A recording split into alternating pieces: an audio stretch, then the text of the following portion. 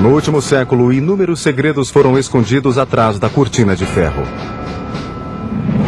O caso em pauta é uma série de incidentes misteriosos que ocorrem há 50 anos e incluem quedas de OVNIs, batalhas aéreas e engenharia reversa nos subterrâneos da mais secreta base militar soviética, Kapustin Yar. Alguns afirmam que essa base foi palco de um incidente misterioso ocorrido em 1948, a espetacular aterrissagem forçada de um OVNI. Era 1948 e de repente um cilindro apareceu sobre a base aérea russa mais secreta. Não há dúvida de que Joe Stalin estava interessado em discos voadores e na tecnologia alienígena. Não acredito em nada facilmente, mas nesse caso sei que OVNIs visitaram Kapustin Yar. Kapustin Yar era uma das instalações mais importantes que os Estados Unidos monitoravam na Rússia. Por trás do arame farpado de Kapustin Yar, revelamos pela primeira vez relatos detalhados e confidenciais sobre a suposta queda de um OVNI. Teria a pesquisa que se seguiu ao incidente ajudado os soviéticos a vencer a corrida espacial? Tenho certeza de que os russos aplicaram a engenharia reversa em tudo o que encontraram, não me importava se fosse americano, alemão ou alienígena. Apresentaremos fotos inéditas de reconhecimento dessa base secreta. Essa foi a primeira imagem vista por pessoas fora da comunidade de inteligência. Examinaremos o Centro Subterrâneo de Pesquisa de OVNIs de Kapustin Yar. Esconderam as instalações mais secretas dentro da base secreta. O incidente ocorrido em Kapustin Yar em 1948 permanece um enigma soviético. Um evento crucial que os pesquisadores de OVNIs ainda chamam de Roswell russo.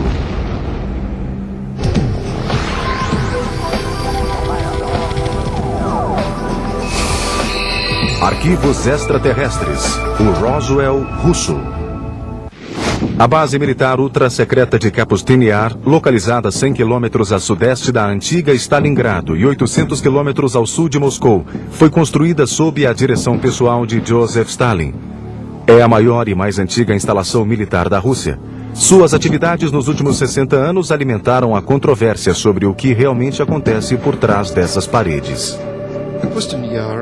Kapustin Yar, ou Vladimirovka, como era chamada inicialmente, foi e ainda é a primeira instalação espacial russa. Sou Vladimir Semenov e trabalhei na KGB por 26 anos. Em Kapustin Yar tudo era secreto, não havia nada lá que não fosse secreto. Sou Sergei Khrushchev, filho do ex-premier da União Soviética, Nikita Khrushchev. Menos de um ano após o acidente de Roswell chegar às manchetes do mundo, muitos acreditam que essa base russa presenciou um encontro e um acidente envolvendo OVNIs. 19 de junho de 1948, início da noite. De acordo com os relatórios, os controladores de tráfego aéreo de Kapustin Yar avistaram um estranho objeto na tela do radar. No mesmo momento, um piloto de caça MiG viu em sua frente um OVNI com aparência de um grande charuto prateado, a 10 quilômetros da base. O piloto entrou em contato com a base para dizer que uma luz brilhante ofuscava sua visão. Um piloto russo encontrou um OVNI em 1948 e tentou atacá-lo com resultados desastrosos para ambos. O piloto foi cegado pelos raios de luz que emanavam do OVNI. Acredita-se que, sob ordens diretas do comandante da Força Aérea Soviética, o piloto tenha travado o combate com o OVNI por 3 minutos antes de lançar um míssil que finalmente derrubou o objeto.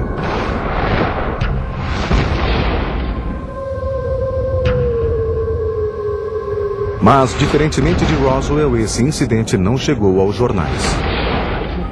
Era 1948 e de repente um cilindro apareceu sobre a mais secreta base aérea russa.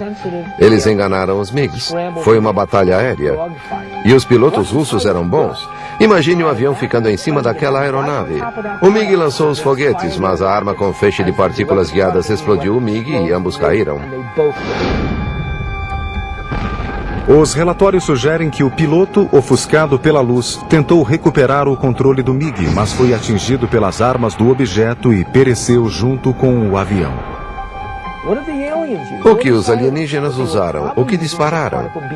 Deviam estar usando uma arma de feixe de partículas. Sabemos o que o MiG utilizou, coisas que os russos utilizavam na época. O MiG disparou suas armas, lançou seus foguetes e utilizou sua última versão de míssil. De alguma forma, o MiG conseguiu romper o invólucro antigravidade que cercava a aeronave.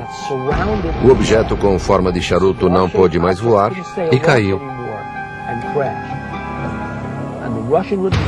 As equipes de resgate russas ficaram eufóricas com a captura da primeira nave espacial. Eles a pegaram e a levaram para o subterrâneo, para Zitkur, e o programa espacial russo começou.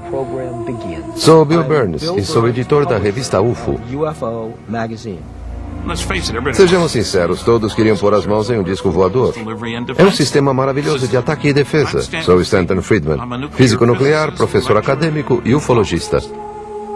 Esse acidente de 1948 foi um dos muitos eventos estranhos que transformaram Kapustini-Yar em uma versão mais mistificada do Roswell americano e da Área 51. Os soviéticos queriam o que nós já possuíamos. Tínhamos o acidente de Roswell. Tínhamos um depósito tecnológico resultante de Roswell no início dos anos 60. Os russos não tinham isso. Como conseguir essa tecnologia? Ela não cai do céu, é preciso ir atrás dela.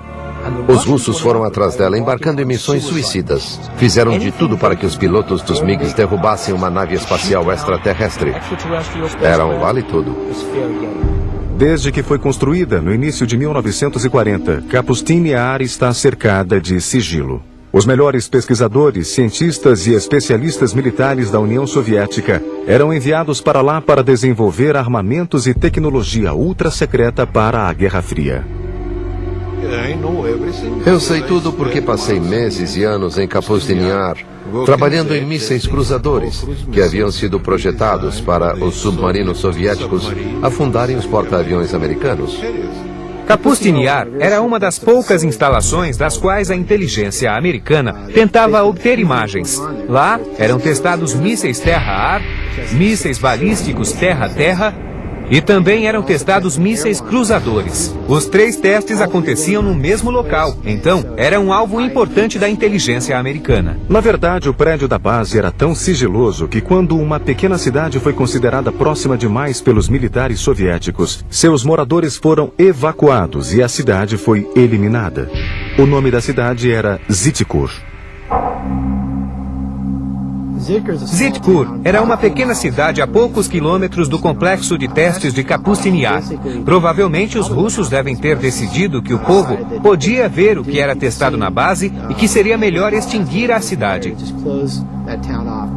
Muitos pesquisadores acreditam que o nome Zitkur foi posteriormente designado ao Centro Subterrâneo de Pesquisa de OVNIs de Kapustini-Yar. Acredita-se que em Zitkur e em Kapustini-Yar há um depósito de OVNIs e cadáveres dos visitantes e dos membros da tripulação. Zitkur equivale ao que a Área 51 representa para a base da Força Aérea de Nellis em Groom Lake, Nevada. Vários países possuem diversos locais para onde levam sua tecnologia alienígena. Lá eles tentam decifrá-la, compreendê-la e tentam aplicar a engenharia reversa. Muito antes do acidente, em 1948, a área próxima a Kapustini-Yar e outros lugares da Rússia foram palco de estranhos encontros com OVNIs muito bem documentados. Alguns são anteriores à Rússia, tal qual a conhecemos. A Rússia é uma terra enorme e os OVNIs são vistos sobre seus territórios há milhares de anos. Sou Paul Stonehill, coautor de UFO USSR. Um OVNI foi visto em 950 a.C. por um viajante estrangeiro chamado Ibn Fetlan. Ele e seus companheiros viram objetos estranhos nos céus e os assustaram terrivelmente. Mas os moradores riram deles e disseram que viam com frequência batalhas aéreas, seres lutando entre si, aeronaves estranhas, coisas parecidas com uma cena de Guerra nas Estrelas, de um filme moderno. Eram coisas incríveis. A lenda diz que as batalhas aéreas que se desenrolavam nos céus encorajavam os guerreiros árabes a derrotar os inimigos durante a batalha do dia seguinte. No século XVII, a Rússia vivenciou uma série de aparições de OVNIs. As testemunhas descreveram esses objetos como bolas de fogo com formato de cometa. O incidente mais famoso foi o de Rabozyera, quando um disco bem diferente, enorme, um disco em chamas, apareceu na região dos lagos russos ao norte. Uma testemunha relatou o que havia visto.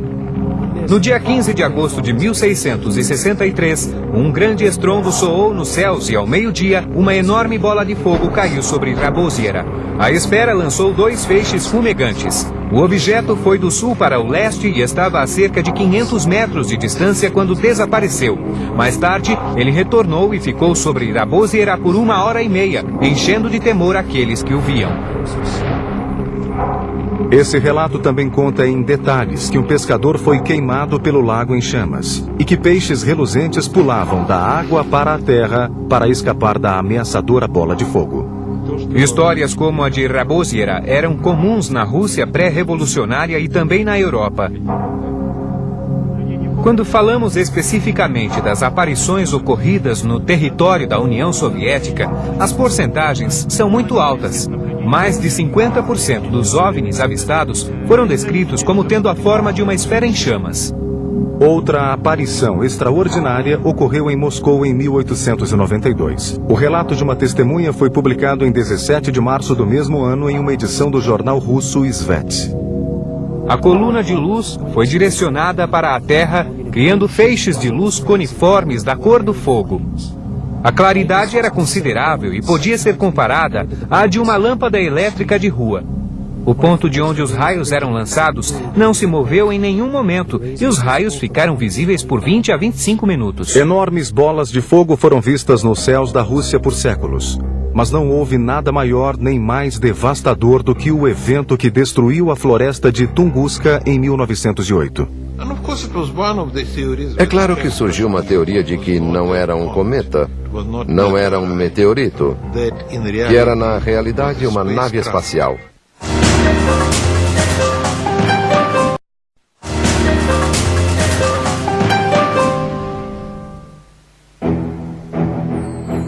O mistério do meteoro. Cientistas russos investigam cratera.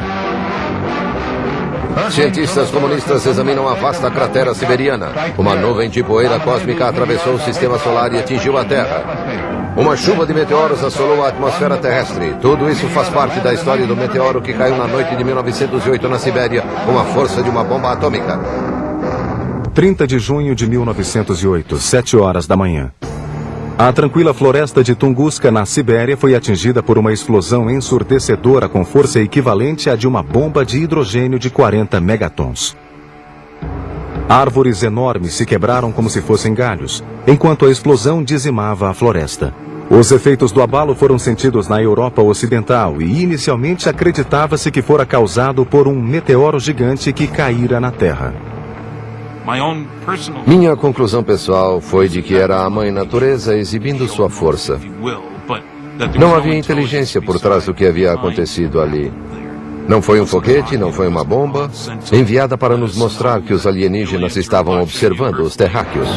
Literalmente é uma catástrofe vinda do espaço. Resumo das notícias. Os pesquisadores de OVNI alegam que se essa explosão foi resultado de um meteoro, por que não foram encontradas crateras em Tunguska? Isso é algo que os cientistas até hoje não conseguem explicar. Foi uma explosão, digamos assim, embora alguns a chamem de implosão. Quilômetros inteiros da floresta de taiga foram destruídos. O evento em si causou mudanças no campo magnético do nosso planeta. Os acadêmicos acreditam que o incidente em Tunguska foi simplesmente um meteoro, mas há muitos fatos que confirmam a ideia de que foi um voo racional e guiado. Ele fez uma curva que um meteoro ou um objeto natural não poderia ter feito. O que poderia ter criado tal nível de devastação sem deixar uma cratera? Os atuais pesquisadores de OVNI não são os primeiros a suspeitar que o incidente em Tunguska não foi obra de um meteoro. Relatórios sugerem que Stalin acreditava que a explosão fora causada por um OVNI que testava uma arma experimental. Stalin estava interessado em obter informações que determinassem se os OVNIs representavam uma ameaça imediata para a segurança soviética. Para isso, ele pediu que seus melhores cientistas apresentassem uma avaliação. Cientistas como Korolev estudaram escombros de OVNIs. Sergei Korolev, um dos cientistas mais renomados da União Soviética, tornou-se o pai do programa espacial russo e o responsável pelo Sputnik. Juntamente com Stalin, ele estava determinado a solucionar o mistério de Tunguska. Essas observações o levaram a financiar uma expedição para o local do incidente em Tunguska. Sergei Korolev utilizou seu próprio dinheiro para enviar uma expedição a Tunguska em helicópteros. Korolev não se reuniu com Stalin. Alguns pesquisadores queriam provar que Korolev teve uma reunião com Stalin, mas não há nenhuma evidência. Stalin presumiu que podia ter sido uma nave espacial. Ele queria encontrar os fragmentos, montá-los e recriar o objeto com fins militares. Inicialmente, Korolev encontrou muitas marcas físicas ainda visíveis em Tunguska, mas a descoberta mais chocante foram os fragmentos de metais radioativos encontrados no local. Não eram destroços característicos de asteroides ou meteoros. Seguindo a rota de voo do objeto de Tunguska, depois do local da queda, há uma área que os ufologistas russos chamam de cemitério do demônio, uma área em que nenhuma planta ou animal sobrevive. Lá também existem níveis de radioatividade acima do normal. Tudo isso é resultado de um provável fragmento de metal radioativo desprendido na queda.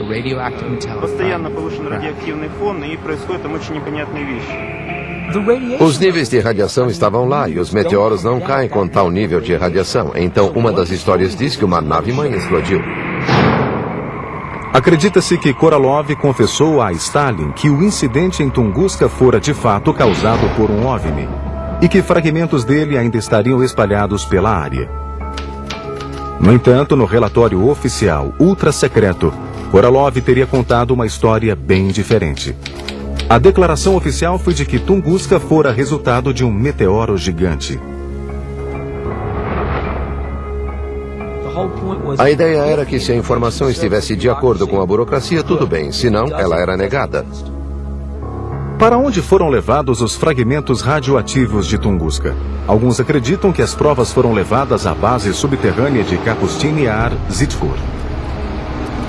Vários países possuem diversos locais para onde levam sua tecnologia alienígena. Os soviéticos a depositavam em Zitkur, que era o local onde poderiam estudá-la, tentar entender sua tecnologia e descobrir como utilizá-la.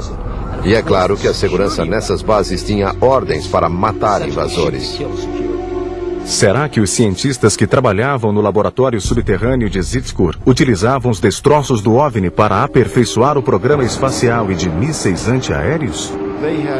Eles tinham alguns homens que comandavam o projeto e impulsionaram o programa espacial. Sir Fred Kulik, da Caltech, o chefe do programa espacial, tinha ligação direta com Stalin e depois com Khrushchev. Há relatos de que já na Segunda Guerra Mundial, os militares soviéticos ordenavam que os pilotos de MiG derrubassem OVNIs para que pudessem vencer os americanos na busca por tecnologia alienígena. Logo depois ocorreu o incidente do Roswell russo em 1948. Isso nos mostra dois interesses em relação aos OVNIs. Primeiro, queriam a nova tecnologia para superar a tecnologia de voo inimiga. E segundo, precisavam se precaver contra as armas utilizadas pelos OVNIs. De qualquer forma, era preciso abater as naves. Quando descobriram que destroços de Tunguska e do incidente de 1948 eram estudados em Zitkur, os inimigos da Rússia ficaram intrigados com o que poderia estar acontecendo na superfície e nos subterrâneos da base militar ultra-secreta. A CIA tinha agentes na União Soviética nos anos 50 que haviam informado sobre os OVNIs. A CIA estava muito interessada no que estava acontecendo na União Soviética. No início da Guerra Fria, a base soviética de testes militares de Kapustin Yar tornou-se foco de atividades secretas que envolviam testes de armas avançadas, mísseis e foguetes. Após a Segunda Guerra Mundial e a criação da bomba atômica, os russos ainda não haviam conseguido construir armas atômicas menores. Então tiveram de fabricar foguetes grandes para carregá-las. Nós ainda tínhamos foguetes de tamanho considerável, mas podíamos fazer armas menores. Desde o início, os russos visualizavam foguetes grandes. E isso foi vantajoso para o programa espacial. Os russos possuíam um documento assustador em um dos 20 arquivos que analisei. Ele afirmava que os russos haviam feito mais progresso em 18 meses no desenvolvimento de armas nucleares e nos métodos de lançamento do que se previa para os 5 anos seguintes. E isso foi em 1951. No início dos anos 50, rumores de atividade alienígena e experimentos em Kapustin-Yar transcenderam as fronteiras soviéticas. Essa notícia alarmante teria levado os americanos a descobrir de uma vez por todas se os soviéticos haviam capturado tecnologia alienígena. Kapustin-Yar e Zitkur eram prioridade da vigilância militar americana, assim como a Área 51 e as bases aéreas de Wright-Patterson e Los Alamos eram prioridade da vigilância militar russa. Tim Brown é analista sênior da GlobalSecurity.org e especialista em interpretação de imagens de satélite ultra-secretas para agências governamentais e particulares. Kapustin-Yar estava entre as principais instalações que o serviço de inteligência americano monitorava na Rússia, e isso fica claro pelo volume de documentos que mostram um interesse constante pelo que acontecia na base. Logo depois que os Estados Unidos desenvolveram a máquina de espionagem mais sofisticada até hoje, o avião de espionagem U-2, ele saiu em sua primeira missão para Kapustin-Yar. Deve ser a primeira vez que alguém fora da CIA ou da comunidade de inteligência vê essa imagem de Kapustin-Yar feita pelo U-2. Essas fotos de reconhecimento inéditas do U-2 permitiram uma análise detalhada da base militar secreta. As imagens que reunimos para o projeto mostram diferentes atividades no local de testes em momentos distintos. Os russos testavam mísseis e treinavam as tropas. Havia exercícios preparatórios e testes de lançamento ocorrendo na instalação o tempo todo. Um relatório conjunto do Exército, da Marinha e da CIA, datado de 1º de dezembro de 1960, descreve Kapustin-Yar como um complexo militar de testes de 3.600 km² de enorme interesse para a comunidade de inteligência. Na época, havia ao menos 4 complexos de lançamento balístico, 14 plataformas de lançamento, uma unidade de rastreamento por radar, 3 pistas de decolagem de 1.000 metros e numerosas áreas não identificadas. Mas o que as fotos de reconhecimento do U-2 não revelaram pode ser visto pela primeira vez nessa exclusiva incursão subterrânea pelo provável centro de todas as atividades alienígenas da União Soviética, Zitkur. Utilizando relatórios e desenhos do especialista em OVNI russo Anton Enfalov, essa reconstituição, vista pela primeira vez no Ocidente, pode ser o primeiro vislumbre dessa instalação secreta escondida a 400 metros abaixo de Kapustin-Yar.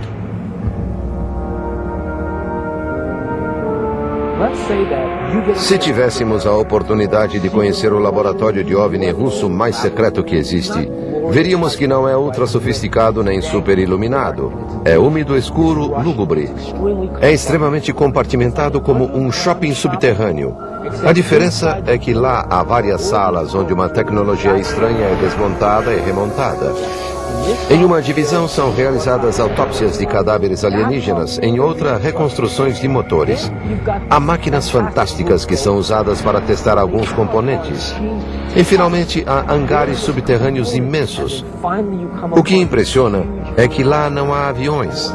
Há aeronaves com formato cilíndrico em vários estágios de deterioração, porque são destroços, e vão passar pela engenharia reversa.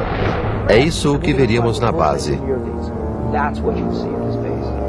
Seria esse o local secreto para onde foram levados os destroços do Roswell russo de 1948 e os fragmentos do OVNI de Tunguska? Não posso negar os rumores dos chamados OVNIs capturados. Os soviéticos tentaram recuperar fragmentos perdidos dos testes secretos. Para eles, seria conveniente dizer que haviam capturado um OVNI, que possuíam um OVNI. Mas por que manteriam um sigilo tão grande a respeito dos OVNIs? Essa instalação experimental fortemente protegida e especializada em engenharia reversa fora projetada para destruir os Estados Unidos? Kapustin Yar era utilizada para o desenvolvimento de foguetes, aeronaves, armamentos, armas a laser. Então precisavam de forte segurança, uma boa estrutura para os cientistas e instalações para computadores. Portanto, é bem provável que realizassem a pesquisa avançada sobre OVNIs lá. Não com um, mas com vários OVNIs. Seria o mais natural. E é claro que haveria bases subterrâneas, pois era preciso se proteger contra aeronaves invasoras, como o U-2.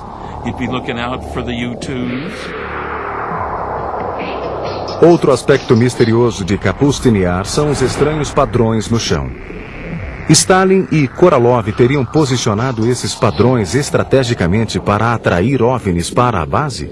Alguns pesquisadores acreditam que os russos teriam emprestado essa ideia de antigas civilizações, cujas pirâmides construídas em formatos e padrões geométricos atrairiam habitantes de outros mundos. Observando o Kapustin Yar dos céus, podemos ver diversas instalações, marcas e padrões que para o olho inexperiente parecem de outro planeta e não da Terra. Mas eles lembram algo que poderíamos ver na América do Sul, na cultura maia ou talvez nos círculos das colheitas. Entre os relatos de quedas de OVNI e a pesquisa ultra-secreta, como os soviéticos exibiam seus avanços em Kapustin Yar? Essa é uma data para os jovens russos se lembrarem. 4 de outubro de 1957, quando foi lançado o primeiro satélite terrestre, o Sputnik. Em 4 de outubro de 1957, o programa espacial soviético lançou em órbita o primeiro satélite artificial do mundo. Na história da Terra, nenhum outro evento captou a imaginação de tantas pessoas como esse primeiro passo em direção ao espaço. 4 anos mais tarde, os russos venceram os americanos mais uma vez ao levar Yuri Gagarin ao espaço no primeiro voo tripulado a orbitar a Terra. 2 façanhas que colocaram a União Soviética bem à frente na competitiva corrida espacial. Fomos os primeiros nesse e em todos os passos seguintes no espaço. Eu diria que ficamos à frente dos americanos por quase 10 anos. Os soviéticos ultrapassaram os americanos. Primeiro homem no espaço, primeira mulher no espaço, primeiro passo, primeiro encontro no espaço, primeiro acoplamento no espaço. E assim por diante até 1981, quando o ônibus espacial foi lançado. Tenho certeza de que os russos aplicaram a engenharia reversa em todo objeto que conseguiram capturar, quer fosse americano, alemão ou alienígena.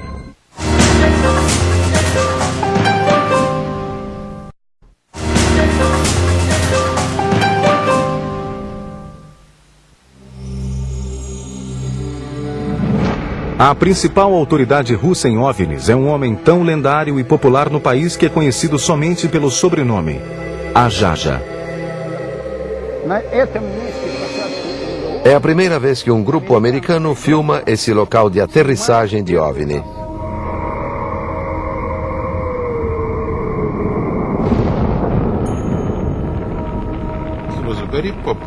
Ele era muito popular no auge da atividade de OVNIs na União Soviética. No final dos anos 1960 e 70 não era permitido, mas também não era proibido falar sobre isso.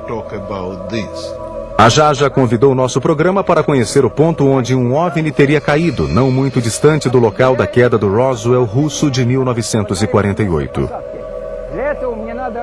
Eu tenho de ficar ali, naquele local em particular.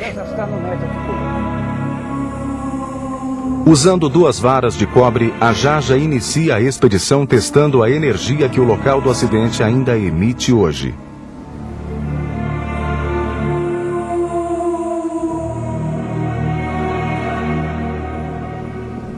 Aqui está, um sinal negativo, bem ali, lá embaixo.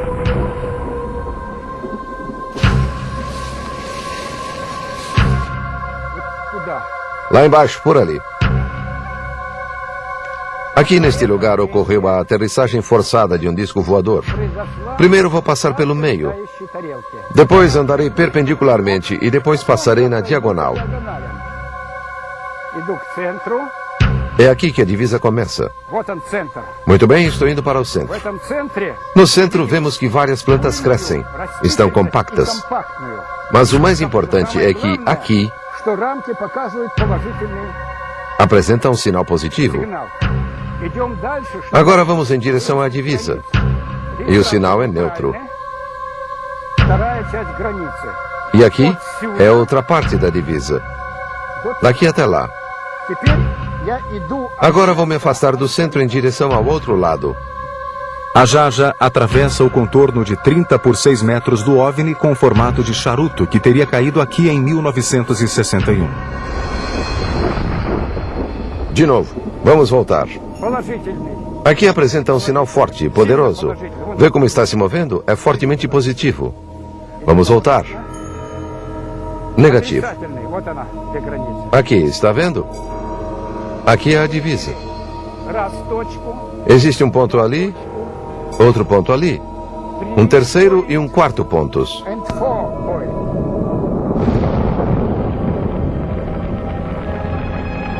Os animais evitam esse lugar, eles dão a volta. O gado não pasta aqui. Sim, existe uma energia desconhecida que afeta as pessoas de modo negativo, como as experiências já mostraram.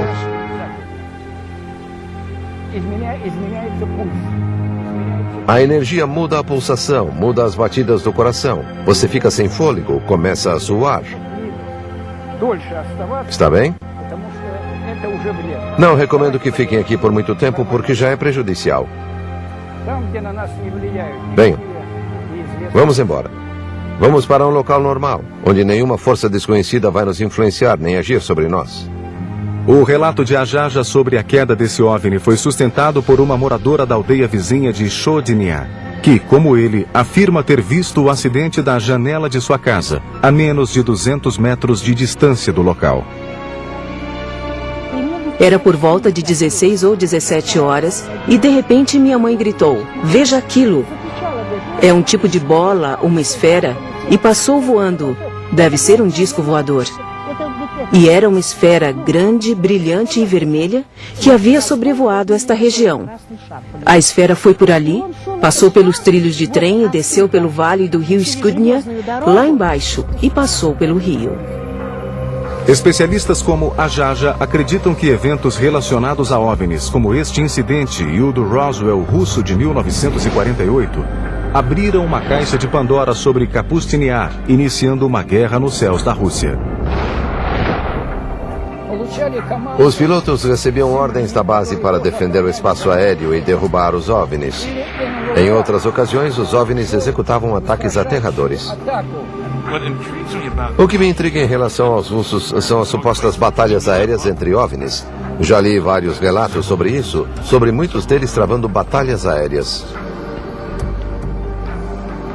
Talvez a prova mais convincente dos encontros entre os MiGs soviéticos e OVNIs sobre Kapustiniar venha diretamente do piloto de testes mais famoso da União Soviética, Marina Popovich.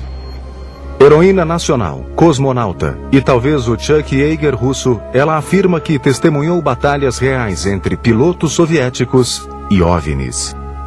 Em 1964, ocorreu um incidente durante uma missão de treinamento da Força Aérea Soviética. Alexander Kapengan era o comandante do esquadrão e instrutor de voo em uma escola. Um dia, ele voava com um cadete quando foram atacados por um OVNI e mergulharam em espiral. Em outra missão militar ultra secreta, em fevereiro de 1980, o coronel Popovich encontrou múltiplos objetos não identificados nos céus da Rússia. Eu vi 3 bolas de fogo, 3 luzes incríveis de formato triangular e vi quando elas desapareceram. Outro piloto de caças MiG, o coronel Vyatkin Lev Mikhailovich, concordou em fazer um relato pessoal inédito para nossas câmeras. 7 de agosto de 1967. 18 horas e 30 minutos. O coronel Mikhailovich reportou que seu MiG fora momentaneamente capturado em pleno voo por um OVNI. Eu fazia uma manobra para a esquerda. De repente vi uma luz em cima de mim. Um enorme disco começou a me iluminar lentamente. Só tive tempo de inclinar o avião, mas a asa atingiu um raio de luz. O avião tremeu e os ponteiros e instrumentos começaram a se mover sem parar, como se um raio de luz se dissolvesse em pequenos pontos de luz. Fiquei muito surpreso quando meu técnico disse que a asa do avião estava brilhando. Depois, a asa esquerda ficou brilhando por uma semana inteira no hangar. A asa foi lavada com querosene e logo o brilho desapareceu. Felizmente, o encontro do coronel Mikhailovich com o OVNI sobre os céus de Kapustin Yar nos anos 60 não terminou tragicamente como o famoso encontro de 1948 nos mesmos céus. Não, eu não estava assustado, estava intrigado. Fiquei impressionado que um raio de luz fosse tão duro, porque eu senti o impacto. Relatos de aparições de OVNIs vindos de civis e militares continuavam a inundar o governo soviético, e a KGB se ocupava de encobrir os fatos, silenciando os envolvidos e censurando a imprensa. Mas, enquanto isso, a agência de espionagem criava um relatório sobre a atividade alienígena na União Soviética chamado Arquivo Azul da KGB. Os americanos nunca entenderão isso, porque era preciso estar dentro da KGB para saber o poder que ela possuía. Na época do Stalin, a KGB era incrivelmente poderosa. O Arquivo Azul da KGB foi elaborado ao longo de 20 anos, entre 1960 e 1980, e foi uma das pesquisas oficiais mais extensas sobre OVNI já realizadas por qualquer agência governamental do mundo. O Arquivo Azul da KGB é uma compilação de documentos de 124 páginas, lançado em 1990. Acredito que não era toda a informação que a KGB possuía, e não sou o único. O Arquivo Azul reunia milhares de relatos de aparições de OVNI, batalhas aéreas e acidentes, todos descritos em detalhes minuciosos. De acordo com o Arquivo Azul, em 21 de março de 1990, os moradores de várias cidades russas próximas aos portões de Kapustin Yar testemunharam a aparição do mesmo OVNI entre as 22 e as 23h30. A seguir, o relato de um oficial da Corregedoria da KGB. Após a obtenção de informações mais precisas, concluiu-se que um grande número de moradores de cidades próximas havia visto um OVNI, e em vários casos 2 OVNIs. Uma pessoa viu um raio de luz ser lançado de um objeto que iluminava a superfície da Terra. Se existiam tantos rumores e histórias sobre OVNIs, cedo ou tarde, o governo iria pedir uma explicação ao serviço de inteligência. E a KGB tinha de criar um arquivo com todas as declarações das testemunhas que viram ou pensavam ter visto um OVNI. Seria possível que o incidente de 1990 fosse um simples teste militar lançado da base de Kapustin Yar? Ou seria mais um incidente envolvendo OVNIs?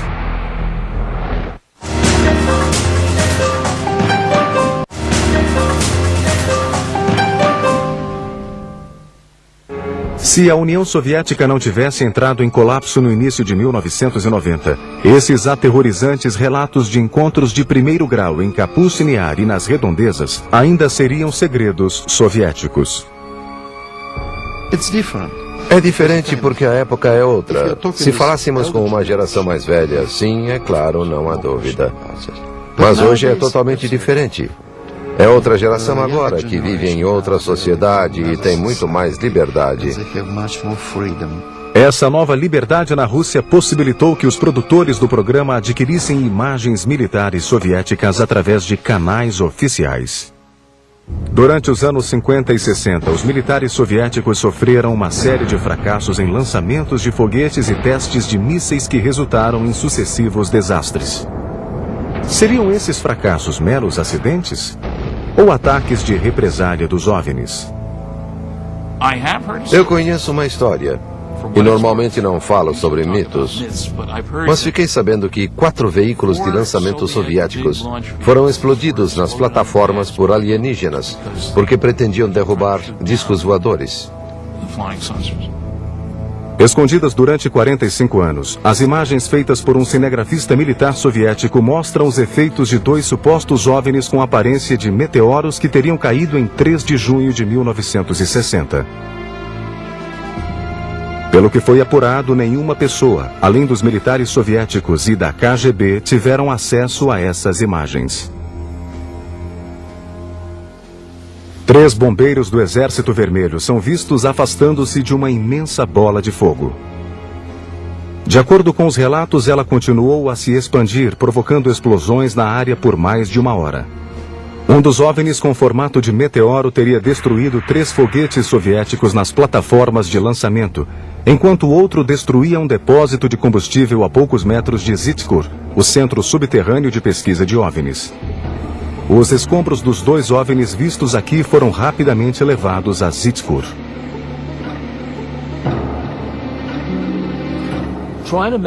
Imagine que a Terra fosse uma colônia subdesenvolvida.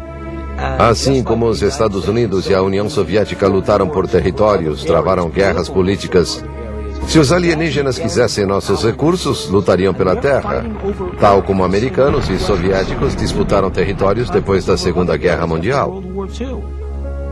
Como esses eventos chocantes foram mantidos longe do público por tantos anos? Na época de Stalin e no início do período pós-Stalin, tudo era controlado. E não podíamos falar sobre isso.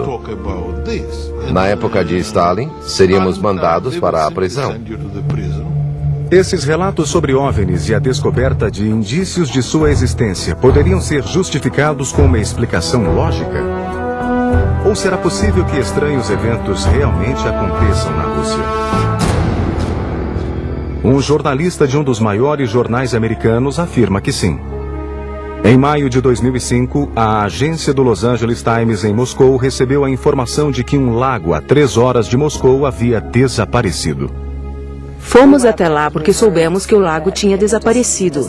De início, eu não queria me aprofundar, porque um lago não desaparece assim. Kim Murphy visitou o local dias mais tarde, e a matéria foi publicada na primeira página do jornal em 27 de maio de 2005. Fomos até lá e encontramos um buraco enorme no chão. A única testemunha que viu o que aconteceu nos disse que havia descido até o lago e que havia um redemoinho, como quando a água desce pelo ralo. O lago girava em um círculo enorme e tumultuoso. Girava e girava e logo desapareceu. De lagos desaparecidos a bolas de fogo nos céus. E ataques de OVNIs com formato cilíndrico, a Rússia continua a ser uma terra de incríveis mistérios. Atividades ultra-secretas continuam a ocorrer até hoje em Kapustin Yar e Zhitkur. A base ainda é um potente para-raios de atividade alienígena. De acordo com o pesquisador, Kapustin Yar foi o local de um acidente de 1989 e, mais recentemente, recebeu os destroços do acidente ocorrido em 1997 na Polônia para serem analisados. Recentes decisões políticas do presidente russo Vladimir Putin provocaram críticas do Ocidente de que ele estaria fechando novamente a cortina de ferro sobre a vibrante Rússia atual. No dia a dia, as pessoas estão convencidas e temerosas de que a Rússia de Putin é muito mais autoritária do que a Rússia de Yeltsin. Eu sei que informações sobre OVNIs não estão disponíveis na Rússia tão facilmente como estavam antes. Não há possibilidade de controlar segredos em uma sociedade aberta.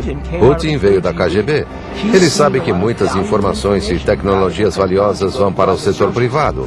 A União Soviética está se fechando em diversas áreas e também em relação aos OVNIs. Talvez demore ainda mais para que a cortina seja erguida e revele os laboratórios subterrâneos secretos dessa legendária Área 51 russa. E nós só começamos a arranhar a superfície dos intrigantes mistérios do Roswell russo. Uma afirmação extraordinária requer uma prova extraordinária. Ver é acreditar.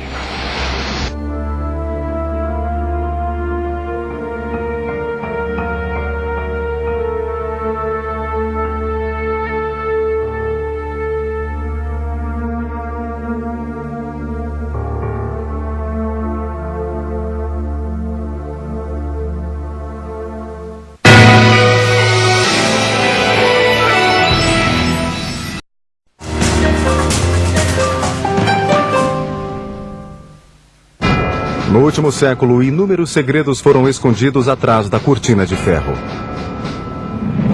O caso em pauta é uma série de incidentes misteriosos que ocorrem há 50 anos e incluem quedas de OVNIs, batalhas aéreas e engenharia reversa nos subterrâneos da mais secreta base militar soviética, Kapustin Yar. Alguns afirmam que essa base foi palco de um incidente misterioso ocorrido em 1948, a espetacular aterrissagem forçada de um OVNI. Era 1948 e de repente um cilindro apareceu sobre a base aérea russa mais secreta. Não há dúvida de que Joe Stalin estava interessado em discos voadores e na tecnologia alienígena. Não acredito em nada facilmente, mas nesse caso sei que OVNIs visitaram Kapustin Yar. Kapustin Yar era uma das instalações mais importantes que os Estados Unidos monitoravam na Rússia. Por trás do arame farpado de Kapustin Yar, revelamos pela primeira vez relatos detalhados e confidenciais sobre a... Deviam estar usando uma arma de feixe de partículas. Sabemos o que o MiG utilizou, coisas que os russos utilizavam na época. O MiG disparou suas armas, lançou seus foguetes e utilizou sua última versão de míssil. De alguma forma, o MiG conseguiu romper o invólucro antigravidade que cercava a aeronave. O objeto com forma de charuto não pôde mais voar e caiu. As equipes de resgate russas ficaram eufóricas com a captura da primeira nave espacial. Eles a pegaram e a levaram para o subterrâneo, para Zitkur, e o programa espacial russo começou. Sou Bill Burns e sou editor da revista UFO. Sejamos sinceros, todos queriam pôr as mãos em um disco voador. É um sistema maravilhoso de ataque e defesa. Sou Stanton Friedman, físico nuclear, professor acadêmico e ufologista. Esse acidente de 1948 foi um dos muitos eventos estranhos que transformaram Kapustin Yar em uma versão mais mistificada do Roswell americano e da Área 51. Os soviéticos queriam o que nós já possuíamos. Tínhamos o acidente de Roswell. Tínhamos um depósito tecnológico. Suposta queda de um OVNI. Teria a pesquisa que se seguiu ao incidente ajudado os soviéticos a vencer a corrida espacial? Tenho certeza de que os russos aplicaram a engenharia reversa em tudo o que encontraram. Não me importava se fosse americano, alemão ou alienígena. Apresentaremos fotos inéditas de reconhecimento dessa base secreta. Essa foi a primeira imagem vista por pessoas fora da comunidade de inteligência. Examinaremos o Centro Subterrâneo de Pesquisa de OVNIs de Kapustin Yar. Esconderam as instalações mais secretas dentro da base secreta. O incidente ocorrido em Kapustin Yar em 1948 permanece um enigma soviético. Um evento crucial que os pesquisadores de OVNIs ainda chamam de Roswell russo.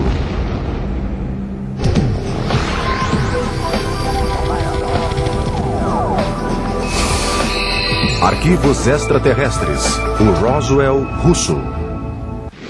A base militar ultra-secreta de Kapustin Yar, localizada a 100 quilômetros a sudeste da antiga Stalingrado e 800 quilômetros ao sul de Moscou, foi construída sob a direção pessoal de Joseph Stalin.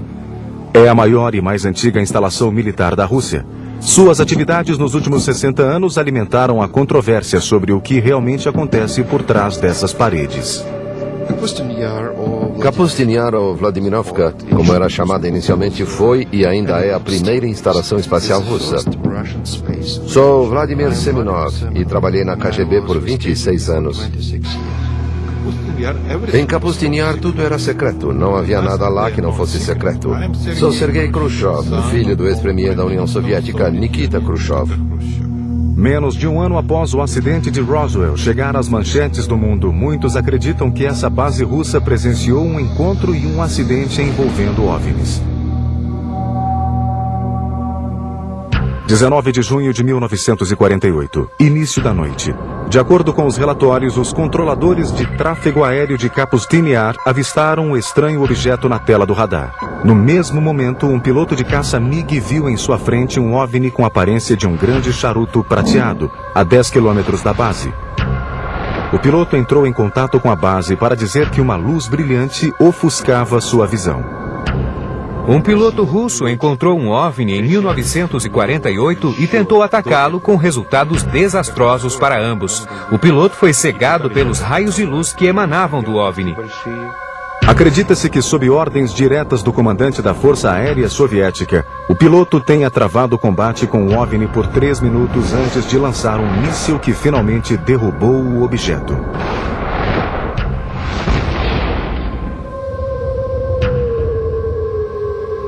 Mas, diferentemente de Roswell, esse incidente não chegou aos jornais.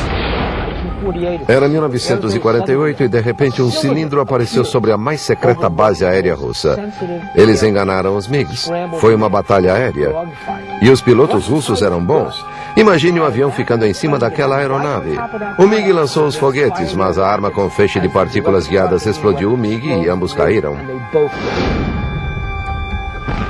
Os relatórios sugerem que o piloto, ofuscado pela luz, tentou recuperar o controle do MiG, mas foi atingido pelas armas do objeto e pereceu junto com o avião.